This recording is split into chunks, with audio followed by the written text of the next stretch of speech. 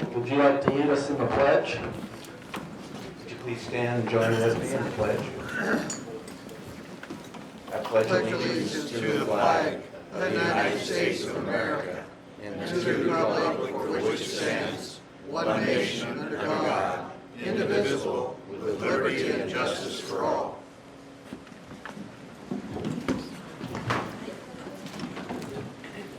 All right, everyone, we're going to go on ahead and kick off this morning's Coffee with the Senator, which is sponsored by Adams Webster County Farm Bureau and then the Hastings Area Chamber of Commerce. So again, thank you all for coming out this morning.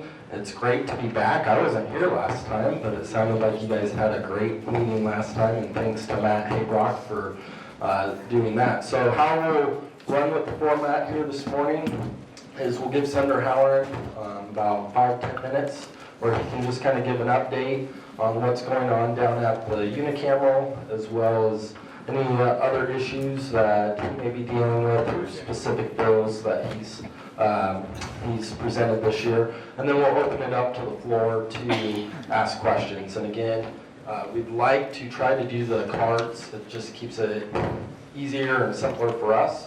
So if you don't have a card, you can find a card in the back there. Put your question on the card, raise your hand. You can give it to either Mickey or myself, and we'll make sure we try to get the question asked to the Senator before we wrap up here at 10 o'clock.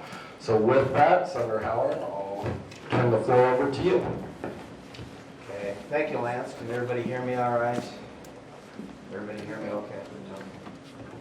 I was going around the room earlier and I had the microphone in my hand, chatting with some of you folks here. And a little higher. I kept the microphone in my hand so that the conversation wasn't heard by everybody. And, you know, the old live mic thing, maybe sometimes gets said that maybe we don't want the whole room to hear. But as it turns out, there wasn't anything that I think that the whole room wouldn't have wanted to hear anyway. Well, it's good to be here. Thanks for having me. Thanks for the Adams County, Webster County Farm Bureau and the Hastings Chamber of Commerce. It's worth a lot to me, and I hope it's of some value to you that I'm able to talk to you and you can come listen to me blather on about things. The last meeting we had was in, what was it, again, January 28th. Oh, my time flies when you're having a good time.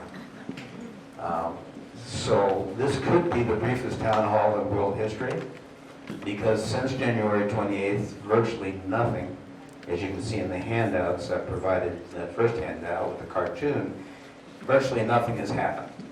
Right? And that's a disappointment to me, disappointment to a lot of senators. But if any of you have been watching the session live, there's not much live about it.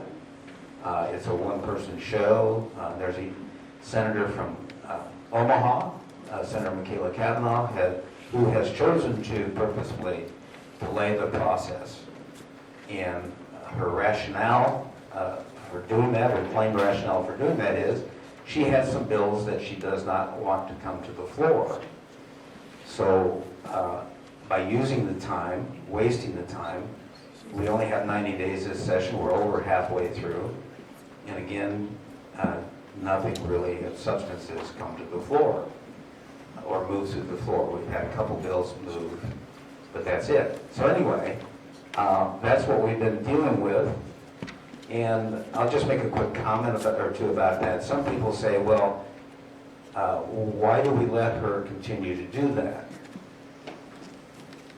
She's using the rules, and if you're all fans of, and some of you may be, and that's fine, fans of Senator Ernie Chambers, in his tenure there, he did what he could to design the rules or have the rules changed to the point where it was helpful to him to do what she's doing now, and she learned from him.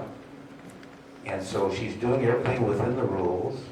There are some rules we could use against her, but they're very weak rules. There's censure rules. There's rules on dilatory language on the floor, which is just simply meaning language that delays the process intentionally. But those rules are pretty weak. There's not they're too weak to be effective. So some people will say, well, why don't you change the rules? Which is a logical thing to do. And unfortunately, the rule change isn't done by a single person or a committee, it's done by the whole legislature. So guess what? Whatever rule changes we would do to tamp down this kind of behavior on the floor would have to go in front of the body to vote. And guess what? It would probably be filibustered. So, it is what it is, and we are where we are. And it does take strong leadership.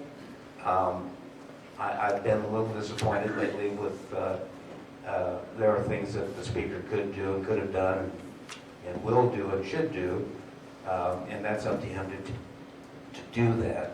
The one thing he is looking at doing is moving to late night legislative days. Normally we'll start at 9 o'clock in the morning and we'll go till noon on the floor, and then we proceed to go to our committees to finish out our committee hearings.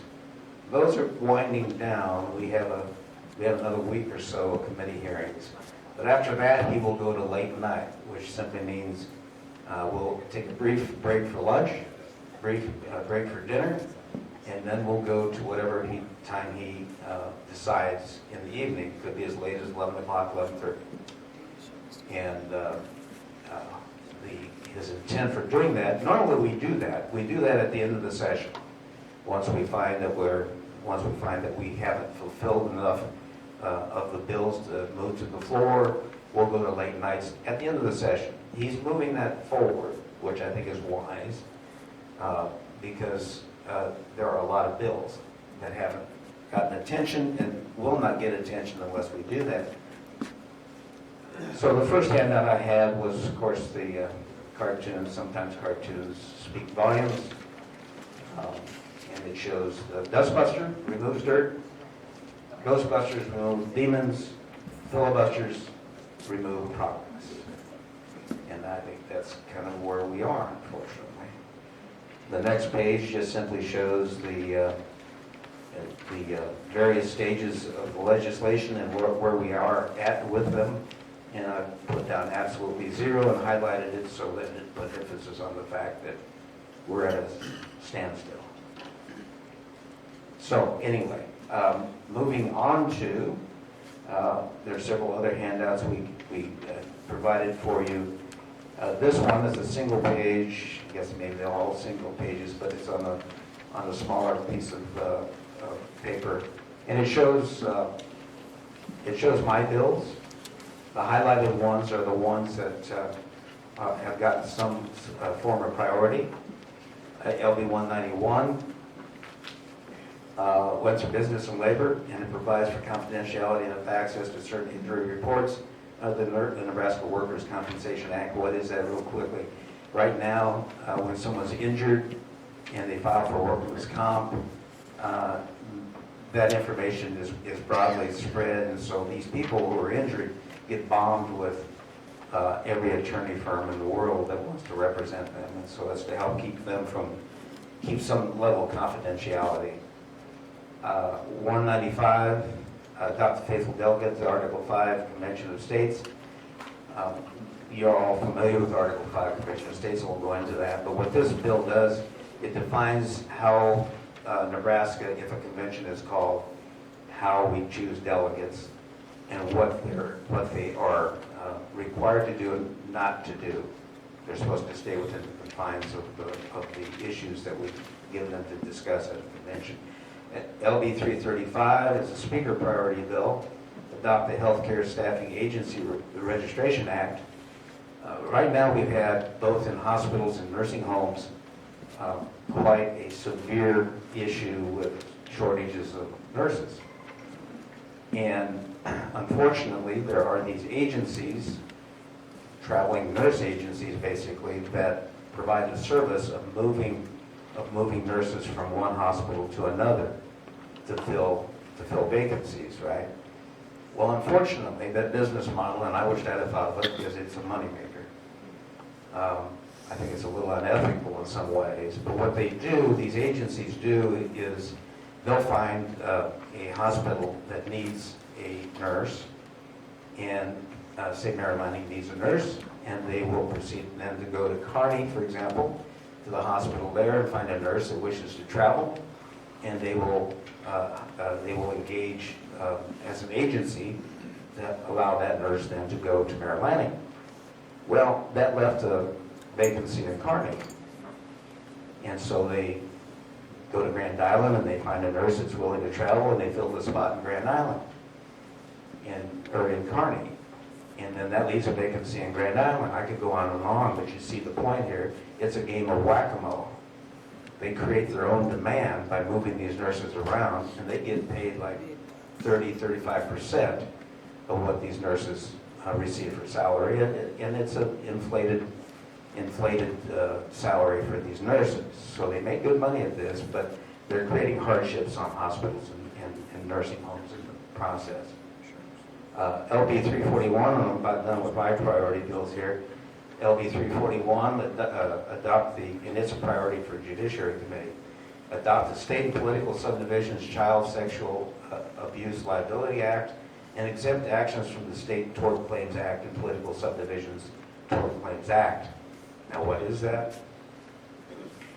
State agencies, be it Health and Human Services, any state agency, schools, if there's a case where there's sexual abuse on a child in those agencies, then those agencies are protected. They have sovereign immunity, which simply means they cannot be sued. Right? So there could be a case of sexual abuse in any one of those agencies, and nothing happens. Right? So what this bill does is it holds them accountable, changes the tort laws, and holds them as accountable as if it happened in a private institution.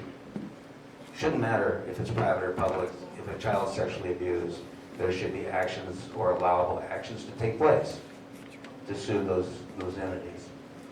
So if there's any questions on those, we'll move on to the other three long sheets. It show three categories, right, of priority bills. Each senator has one priority bill. The speaker has, what is it, there are 20. And the committee priority bills, each committee has 2 priority bills. So those are listings of the respective senators' priorities, committee priorities, and speaker priorities. It's a long list. Priority bills tend to have preference over any other bill, and so they usually come to the front on the agenda. But again, the speaker has made note that many of these priority bills may not even have a chance to make it to the floor because of the time issue. So anyway, that's a quick summary. We can certainly open it up for questions. And I guess I'll ask a question real quick on that, because we're almost halfway through the legislature, and you said priority bills will be first before any of the other bills. How does that work then when it comes to senator priority bills, committee priorities, and speaker? Or do senators' priority bills get ahead of the other ones, or is it just all thrown together? It's a good question. It's however the speaker's charged with setting the agenda, and he typically, for the speaker priorities, he tends to lump those together and they get done as a group, right? But the committee priority bills or the individual priority bills, senator priority bills, can be randomly scheduled for his choice. Thank you. Just thought I'd ask that, because when you think about it, there's a lot of priority bills in only 40 days, a little more than that, so. Right. Yep. All right, well, again, if you have questions, grab a note card, or if you have a note card, just raise it, and Mickey or myself will come get it. So we'll kick it off with our first question, and it's in regard to LB 94 regarding central bank digital currency. 12 Republican states, knowing or unknowingly, must have passed for making CBDC, the central bank digital currency, a reality.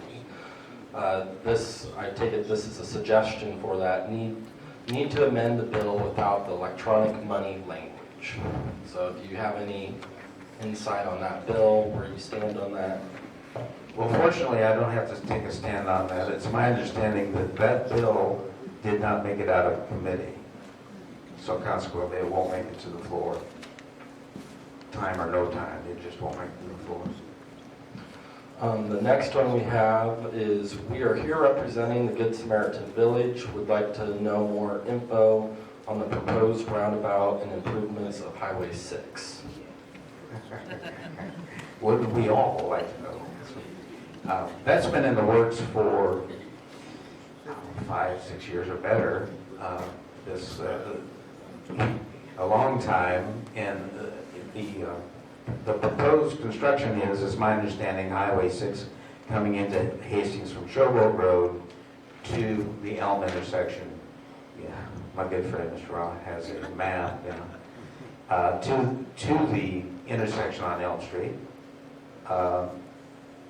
That stretch of road is to be widened. I believe it's my understanding. 3 lanes? Okay.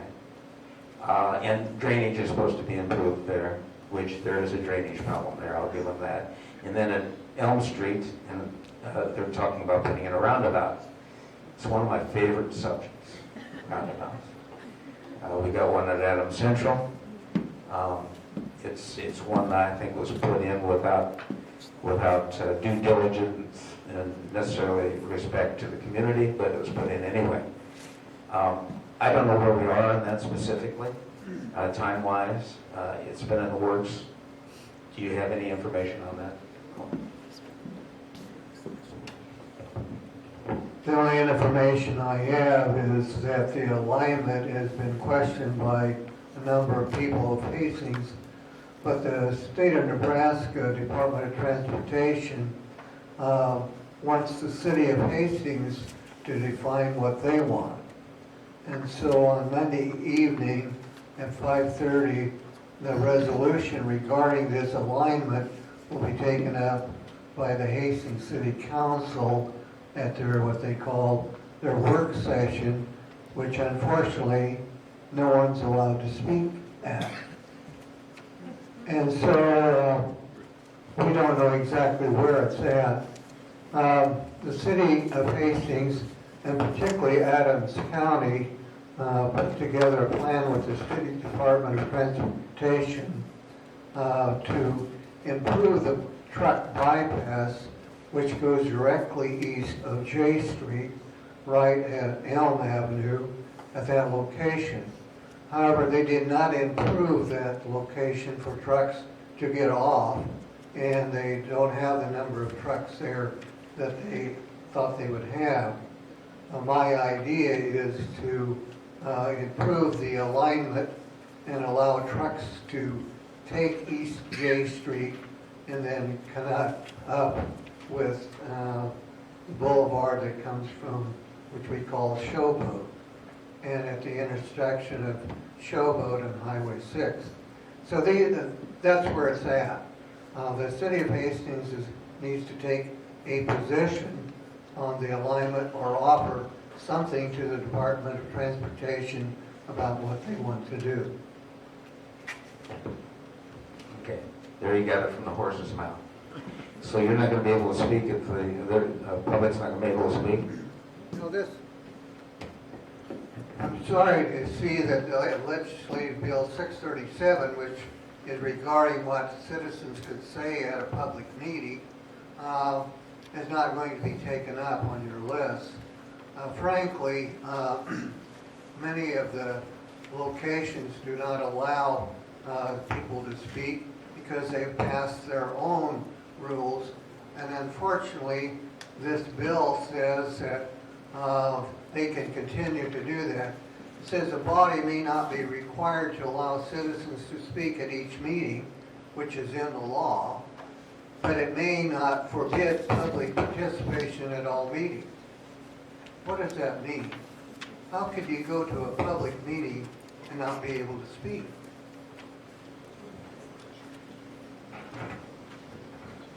Let's get a question. Open meetings laws should be able to have the public speaking and speak their voice.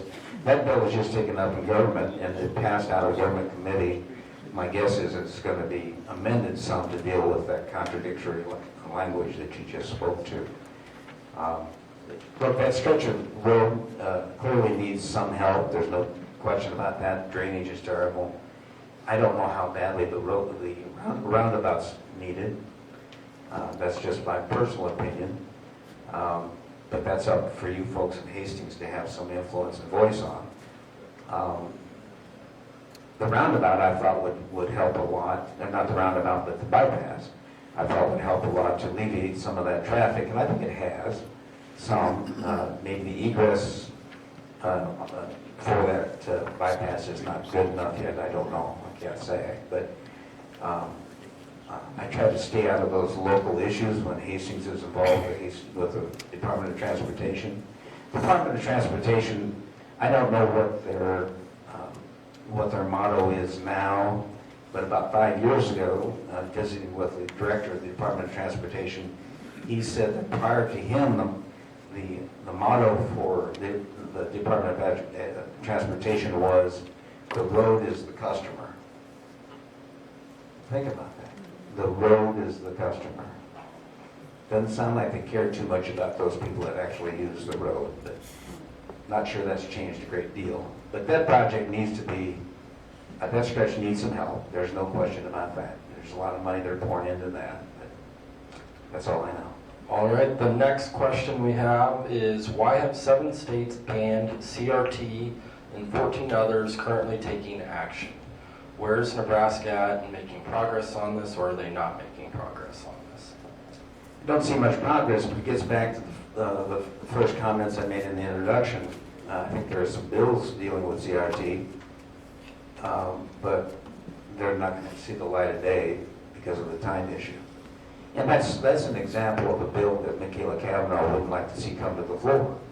And so that's part of her motivation, is to stop those kinds of bills from coming. Okay.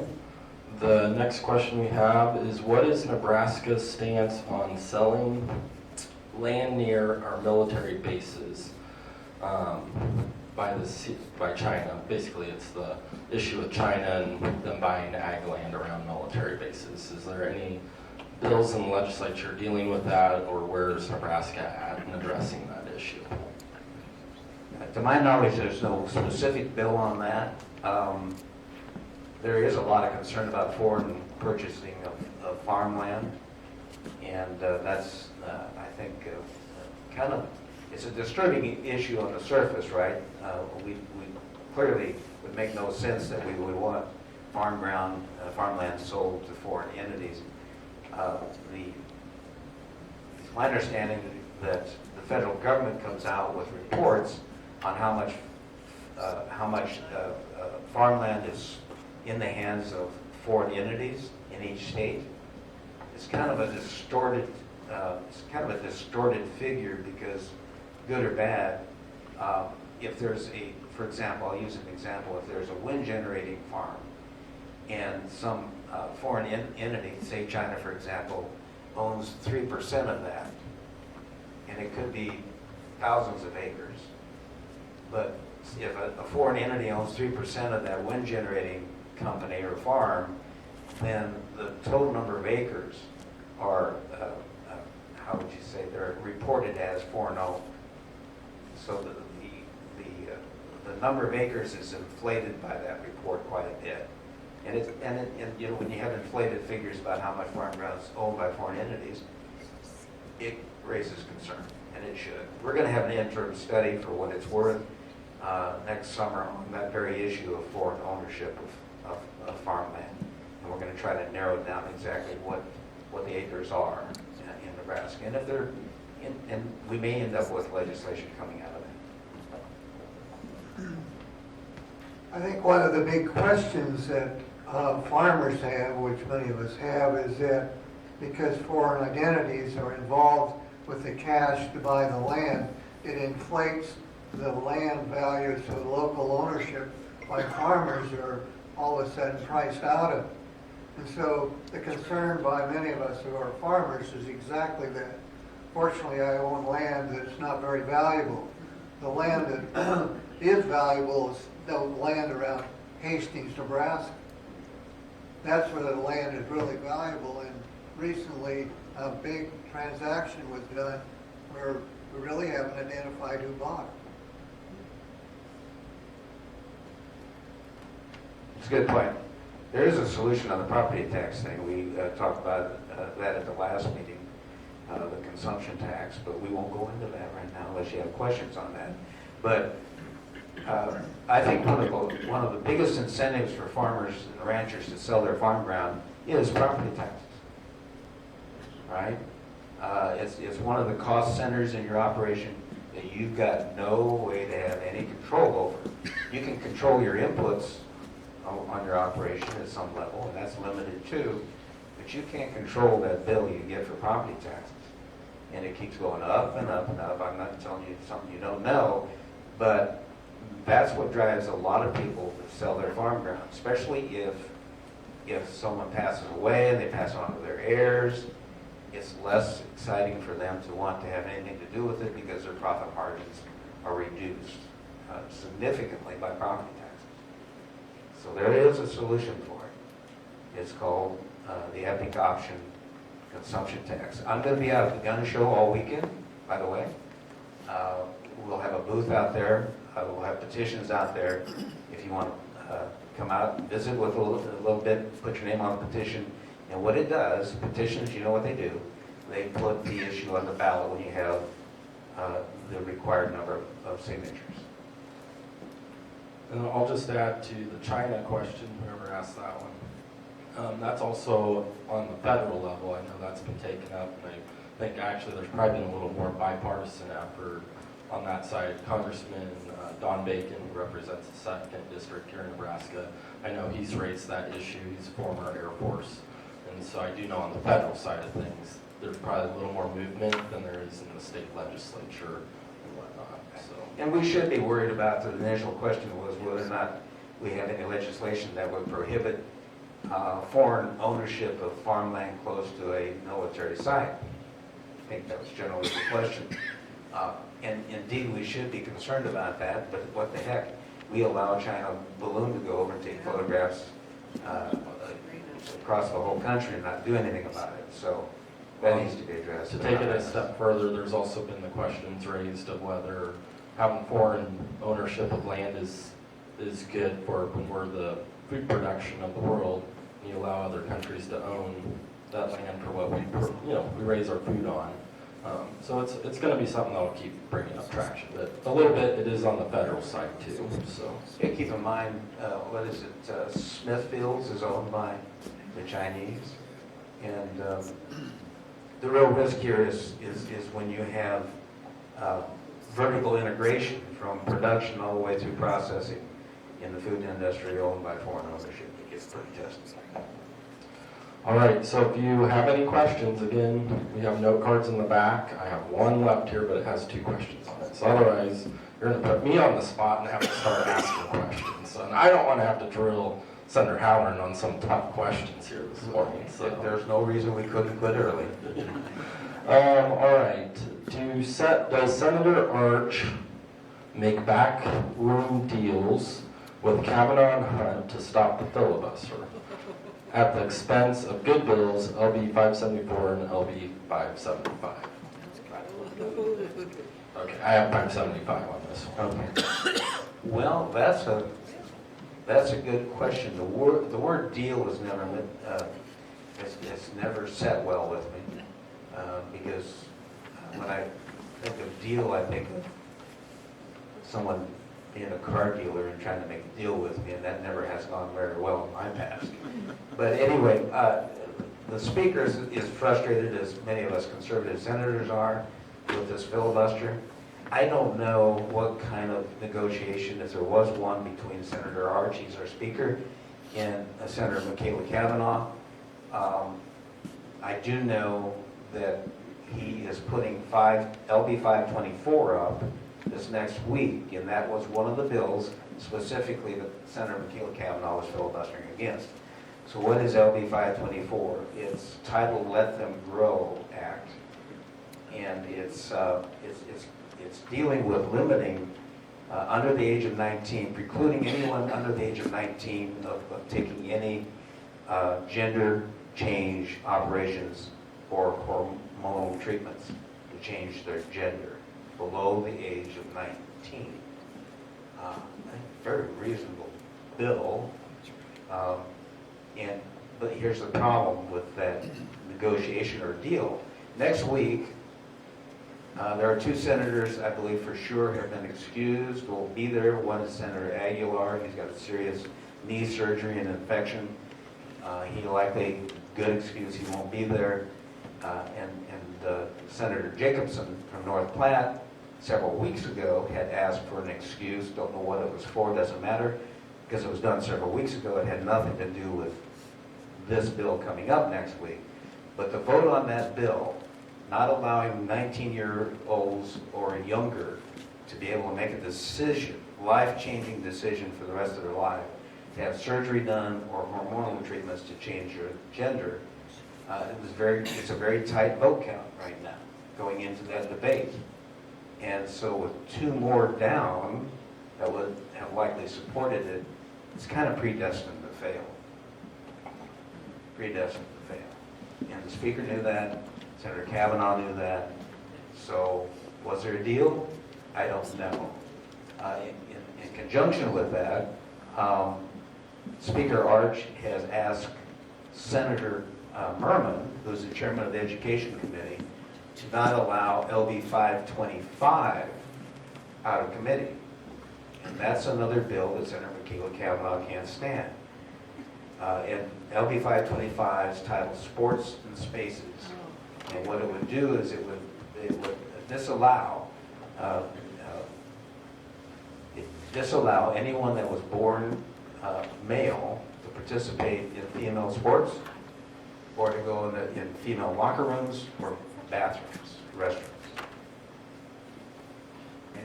Any of you see a problem with the law that precludes them from doing that? I don't.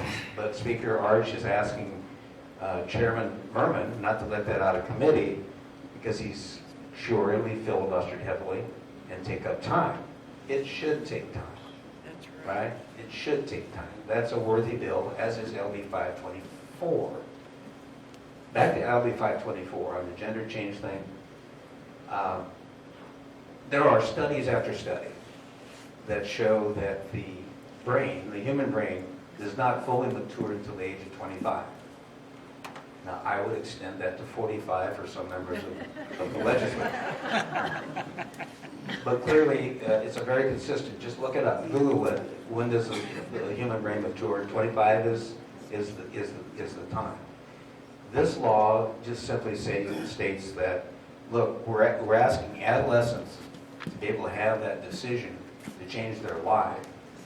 We're giving them a little more time to grow up, right? And a little more time to have their parents have less pressure on them to do something stupid. Let me tell you about the brain maturing at 25, okay? When I was about 10 years old, reading too many Superman comic books, probably watching Superman on TV, and seeing this guy actually fly, I was pretty convinced at about the age of 9 or 10 that I could fly. Right? So I asked my dad, he was the adult in the room, he was a parent, being an adult in the room, I said, Dad, would you put a ladder up on the barn and let me go up there? I think I can fly, I'm going to jump off the barn. Well, he had a little talk with me, and he said, well, it'd be, you might fly for a second, but it'd be a hard landing. And you'll hurt yourself, maybe kill yourself. And so he said, no, I'm not going to do that. But when you're like 20 or so, and big enough to handle that extension ladder, you can put it up yourself and do whatever you want. Well, guess what happened? By the time I was 20, I learned a little bit about gravity, and I thought, well, that was stupid. Okay, but that was an immature brain. No comments about where I'm at now. That was an immature brain. That's the nature of kids. They're attracted to do things that once given a little more maturity and judgment, they will not do it. But we have a senator on the floor that is transitioning her daughter to a boy. So that's kind of what we're up against, that kind of mentality. Those two bills should come to the floor. LB 574 will come to the floor, but we're probably not going to have the votes to get it because there's a couple of missing. And then I believe Senator Clements prioritized the sports and spaces. LB 525, yes, he did. All right, so then kind of on that topic, but moving on, I see that Senator Slama has put forward a motion to censor Senator Michaela Kavanaugh. And it seemed like others joined in much earlier. I'm assuming that's what that was about. There's others other than Senator Michaela Kavanaugh being the only one filibustering. She's wasting our taxpayer dollars, and this has to stop. So any input on where that censure motion will go? Censure motion. Well, again, that's another one of these motions we have in our, or one of these rules we have in our rule book. And at some level, it is up to the discretion of the clerk of the chamber. He's the guy in charge of understanding the rules and administering the rules. It's up to the clerk to make a decision of whether or not someone should be censured. Our censure rule was very weak. It just shuts them up for a short period of time. Some states have censure rules that if the body passes censure on a senator, then they can't speak for the rest of the day. If it happens a second time, it's can't speak for a week. If it happens a third time, then there's a motion to expel them from the body. Ours is very weak. And so it was brought forth by Senator Slama. It was briefly considered, and the speaker and the clerk said they would take it up another time, whatever that means. All right, and then a third question was Senator Repeat backed out on the heartbeat bill. What is going on there? That'd be LB 626. He also added an amendment to that. So any thoughts on that? I've got a lot of thoughts of them. I'm not sure I want to share them with you all. Senator Repeat, the heartbeat bill is a bill that would disallow an abortion once a detectable heartbeat is there for the fetus. Excuse me, the unborn child. I'm going to stop calling them a fetus. When a heartbeat's detected in that bill, then abortion is not allowable unless there's incest, rape, or what's it called? My nurse friend. When an egg plants itself in the fallopian tubes. Ectopic Ectopic pregnancy, right? Ectopic pregnancy. So there are exclusions on the bill to protect the mother's life in those cases, and in the case of rape and incest. He brought forth an amendment that would, and that's typically at 6 weeks when the heartbeat's detected. Senator Reeve brought forth an amendment that would take that out to 12 weeks. And you would really be minimizing very few pregnancies if it's extended, or pregnancies, abortions, if it was extended to 12 weeks. That amendment, the question is, will it have an impact on the bill? There are, I don't know how many, I didn't count them, but there are numerous amendments on that bill by Senator Albright in order to cushion from an amendment that's antagonistic to the bill. And so, will Senator Reeby's amendment come to the floor? Will it make its way to the floor? No, it won't. But the 12-week conversation is now in the debate. And so all they have to do is peel off a few votes and the bill might fail. Hopefully that won't be the case. Okay, the next question we have is, what is the objective of LB 198 and LB 103, and they're related to the Nebraska retirement system? Okay. I have the LB 198. 198 and 103. Maybe whoever asked that question can, I don't have each of the bill by memory here, so there's only 800 of them. I don't have a name on it. Who? Okay. I just wondered, I was just wondering, what is the objective of this retirement? Changes to the state employee retirement.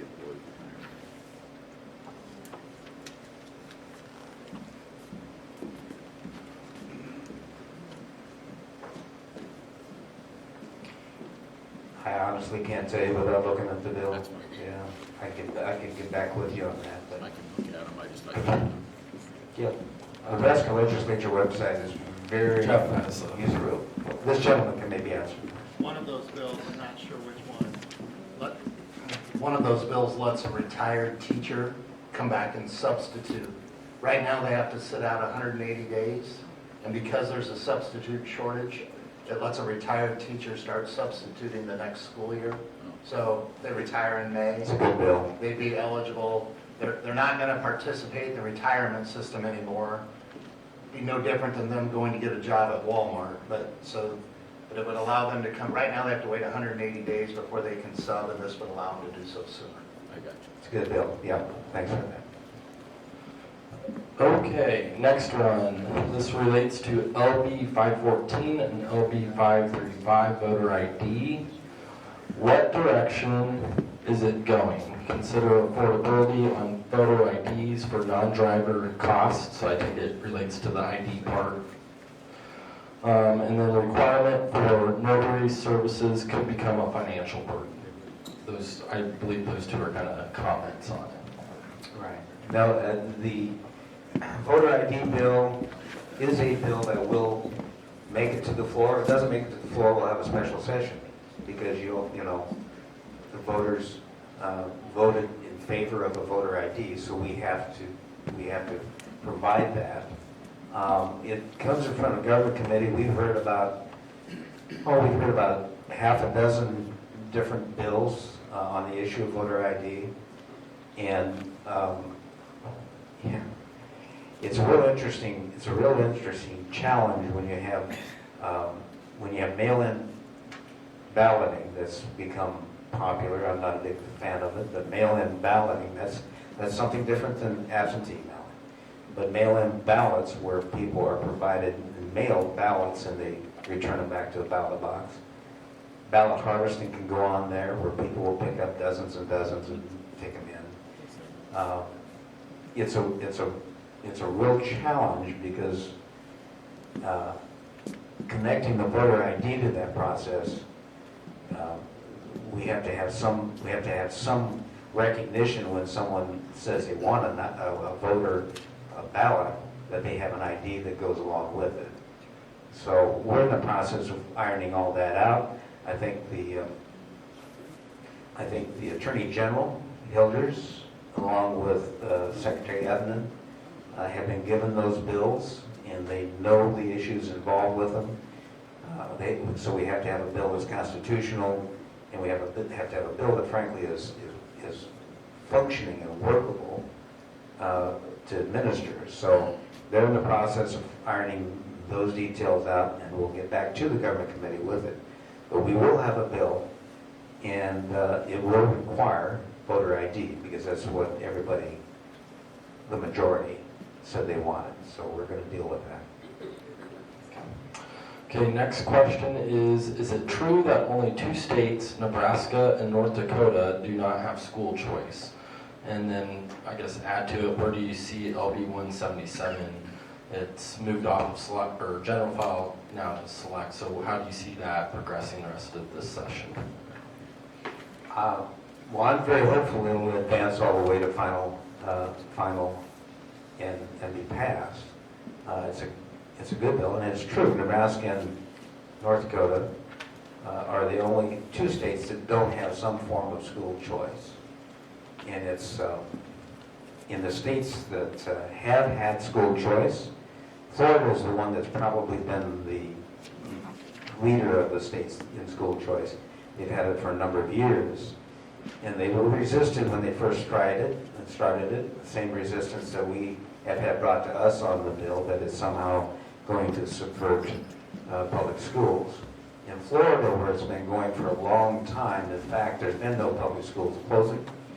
And in fact, the results, the academic results in Florida in the public schools have improved since they've had some school choice, allowing the money to essentially follow the child and let the parents decide what school's right for them.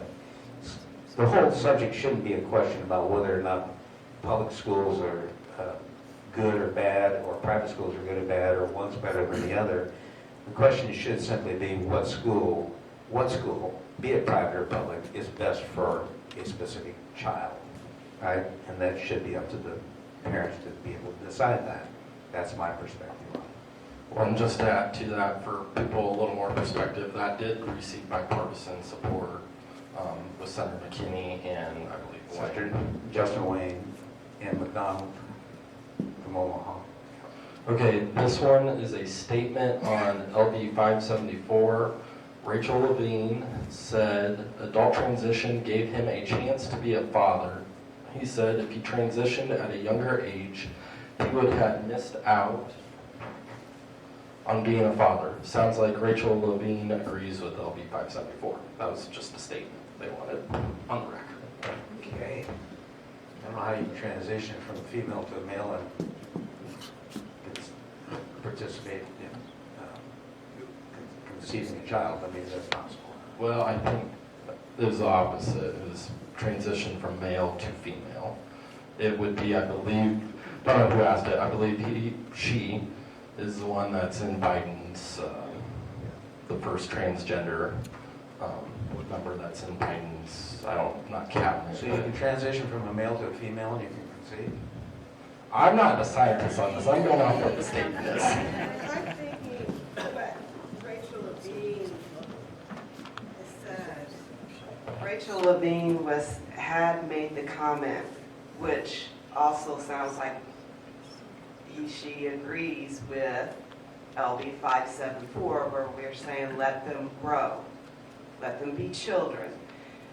Rachel Levine himself said he was glad that he transitioned at an older age because it allowed him, before he became female, remained male so that he could get married and have children.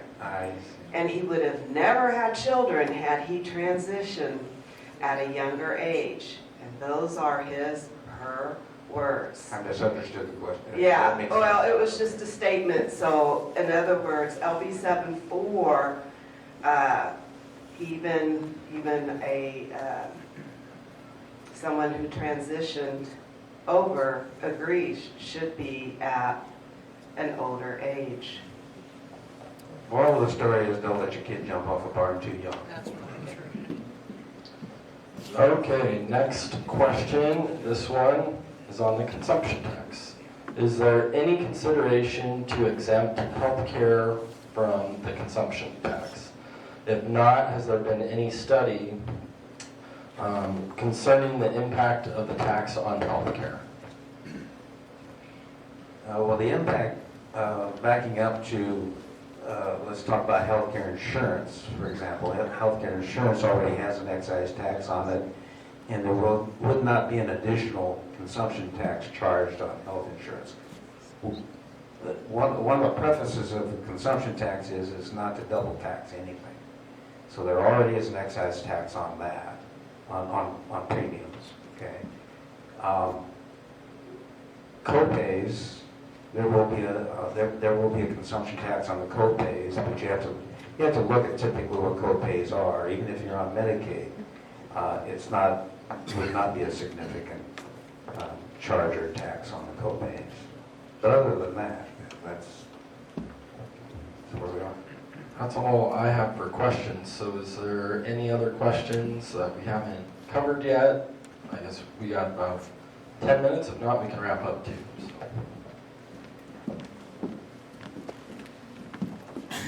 Getting back to the property, what about like Gates and Ted Turner, where they've bought lots of land throughout the U.S.? What about stopping them from buying, some of that land as citizens? Right. Well, we tried that in Nebraska a number of years ago. What was it, 300? Initiative 300? I think that was right. Initiative 300, which prohibited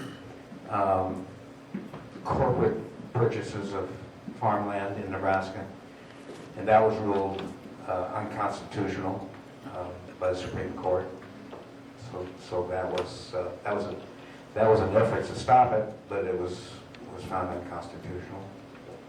But again, I'll back up and say most of these larger purchases of farm ground or ranches are because, in my estimation, because the property taxes kind of push people into selling.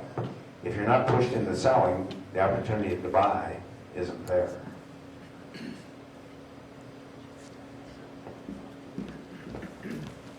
I don't need the mic. Yeah. You're a former teacher. I know it. This is There's been recorded, effort- this is recorded, so we watch out. Well, that's fine. There's been an effort, I understand, to change from the unicameral to bicameral. Senator Urban, I think, maybe was responsible for that. What is the status of that? Time, don't think it'll see the light of day probably. The challenge of it though is,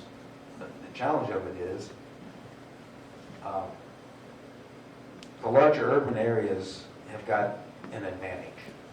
We've talked about that here before, but they have an advantage with the unicameral based upon representation of population. Well, that's where the population is, so that's a growing number of senators are now represented in by highly populated areas. So my question is if we put it on a ballot to go to a bicameral, would Lincoln and Omaha give up what they know they've got an advantage to now? Probably not. So it's a valiant effort. I would support it, but practically speaking, I don't think that the urban areas are going to give up the advantage they have. Any other questions? And by the way, it is being recorded, so. So it was true with what he said. We'll get a little humor for But you. like I said, he's a former teacher, so he knows how to. I don't need the mic.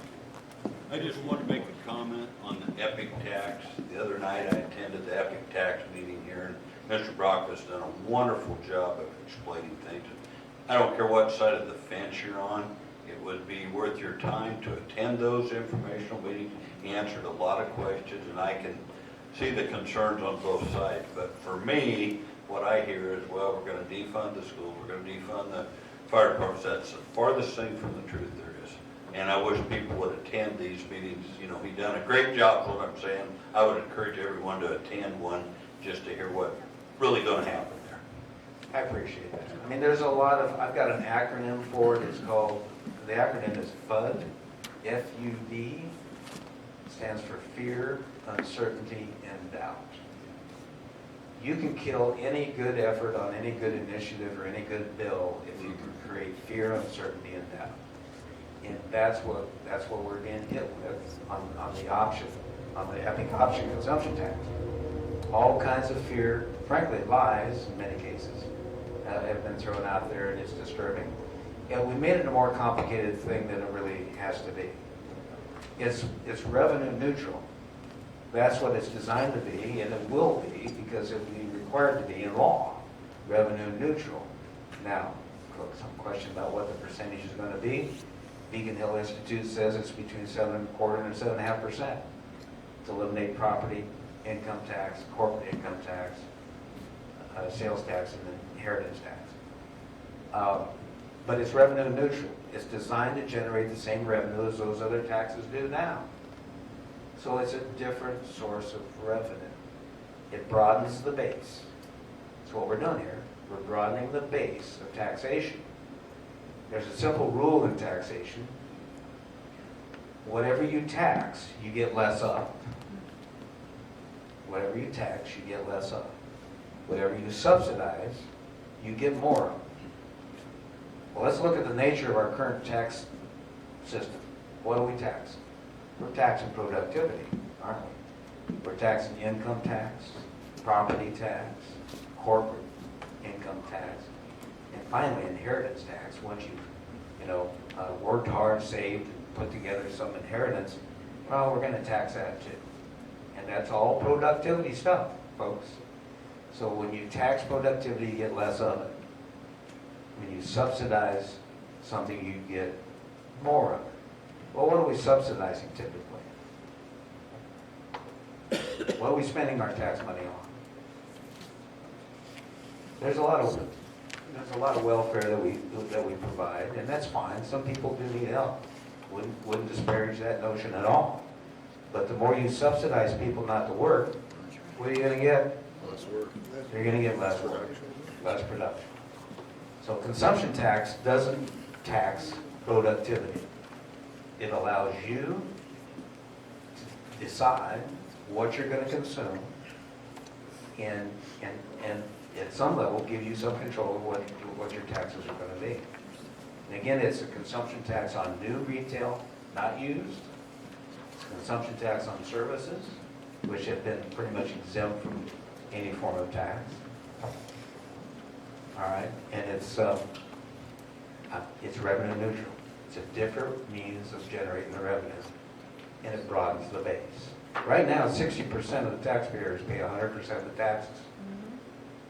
Something doesn't sound right there. And related to that, should be a quick one, are groceries taxed if it passes?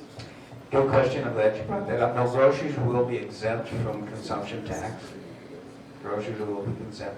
Initially, it was part of our plan because we wanted to make it a broad base, right, and just not have any exemptions, if you will. And to offset that, I don't want to confuse you with all this, but to offset that initially, if we were going to have a consumption tax on food, we were going to provide a rebate back to everybody to offset that taxes on food. And I mean, we have a Zoom meeting on this consumption tax every week. I participate in the Zoom meeting. About 2 months ago, I said, okay, why are we falling back into this bureaucratic nightmare of taking money from people, putting it into the state pocket, and then taking it out of the state pocket and giving money back? It's stupid. And besides, you know, there's a clear logical argument against the consumption tax on food because the lower income people have spent a disproportionately high part of their income on food, more than you or I do. So it is unfair to them. I get that. So we did away with consumption tax. I talked about out of consumption tax on food. And the secondary reason I wanted to do that is when we're signing people up on a petition, if we had to explain the prebate, it would take 2 hours to get a signature. Stupid. So we did away with that. So that's a long answer, but no, groceries aren't. And this will be the last one, but I'm going to ask on it because it hasn't been talked a lot because of the stuff that's been going on down. But one thing that will have to happen even before any priority bills is the state budget will have to get passed. There's a lot of things in education this year. LB 177 is part of the governor's package on education. There's some special education funding, whatnot. Where do you see some of those going? Will those even, do you think they'll even make it to the floor this year, the governor's tax plan on education? The governor's tax plan is in his budget proposal. And that's what appropriations works off of initially, is the governor's budget proposal. So to answer your question, yes, it will certainly be a part of the budget, and we have to pass it, or go in special session and pass it. Sounds good. All right. Yeah. If you don't mind, real quick. I was just going to say that we started out kind of negatively here in terms of like, nothing's going on in the unicamo. And it's because of these people here. And I would just like to say that these people have a flawed worldview. We need to turn away these people that have this woke liberal mentality. And I think that we are a Christian nation. I think Nebraska is a Christian community. And I think Hastings is reflective of us. Even if it's a simple majority, I think we're moral Christian people. And these people are throwing roadblocks into a process that needs to move forward. So I would just say that what we need to do is we need to change the mindset. And so I would encourage individuals to develop a worldview, develop their theology, and I think these people are flawed, and I think that they need to be told that. And we need to be able to turn them away from from their positions through legitimate elections. Couldn't agree more. Some, if not all of them, three out of the four are in their final 4 years. So they're not threatened at all with re-election. But I agree with you 100%. Call them, email them, do whatever you like, load up their emails. Not saying that'll do any good. They're dead set on doing this. And again, backing up to the deal made, Willard, negotiations, maybe a better word, I don't know. But the deal made between Speaker Arch and Michaela Kavanaugh, he may have made an agreement with her that said, if I bring this bill next week, knowing it's going to die because not enough senators are going to be there, you will stop filibustering. Now, she might have said yes.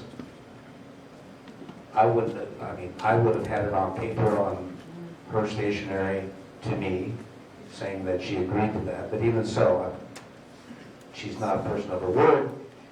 But even if she was, then we have Senator Blood, we have Senator Hunt, we have Senator Conrad, that she can pass the baton on to. So that agreement wouldn't hold them, responsible for that. You got a question back there?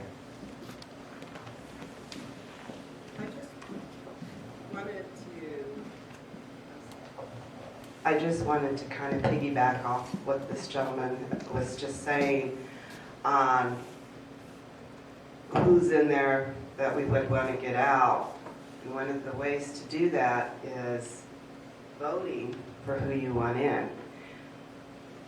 Senator Halloran, this is your last term, and we're going to be losing a wonderful voice for us. And it's going to be really hard to replace you, but we need to replace him with a like-minded person. We need to find, everybody needs to think hard, who can we find to replace our great senator here and keep fighting for us? Just as much as who we don't want in, we need to bump them out then. And that has to go with our votes, and everybody has to work harder than being an armchair quarterback.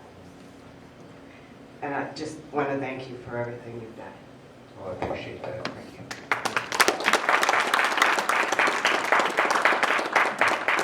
If I don't add anything to the legislative body, from time to time I try to add a little humor. Okay? Doesn't always go over well. But I'm going to tell you a little joke. This 8-year-old came home from school and he was waiting for his dad to show up. Dad came in the back door through the garage. The garage was attached to the house. I call it the manservant's entrance because all of us men are the servants of our family. Anyway, Dad comes in. The 8-year-old boy looks at it and says, "Dad, you're going to be called to the principal's office." Dad said, "Billy, what did you do?" Billy says, "Well, I was in the cafeteria, and at the front of the line there was this big bowl of apples, and it had a sign on it, and it said, 'Only take one, God is watching.' So I went through the line, and then at the end of the line there was this plate of cookies, and no sign on it, so I wrote a sign and I said, 'Take all you want, God is watching the apples.'" The point in that is he's watching all of us, right? All righty. Well, thank you, Senator Halloran, for coming out and being part of this and for all the work you're doing in the legislature. And then also thank you to all of you for coming out. This wouldn't be possible if we didn't have constituents coming out and participating, asking questions, sharing your comments, your concerns. So thank you for... And the Adams County and the Webster County Farm Bureau and the Chamber, let's give them a hand. Yep. I want to know Mickey Chamber, who is the president of the Hastings Area Chamber of Commerce. So thank you to Mickey. She lines up the donuts, the coffees, the venue and whatnot. So thank you, Mickey, for all your work that you do for this. So with that, have a great weekend. And I believe, do we have one more of these, or is this? They'll be in May, so you'll see it come out, but we'll have one more of these kind of towards the end of the session, so you'll have your, hopefully between now and then, we'll see a lot of progress take place. And maybe one in August after the special session. So anyways, so have a great weekend, thank you for coming out.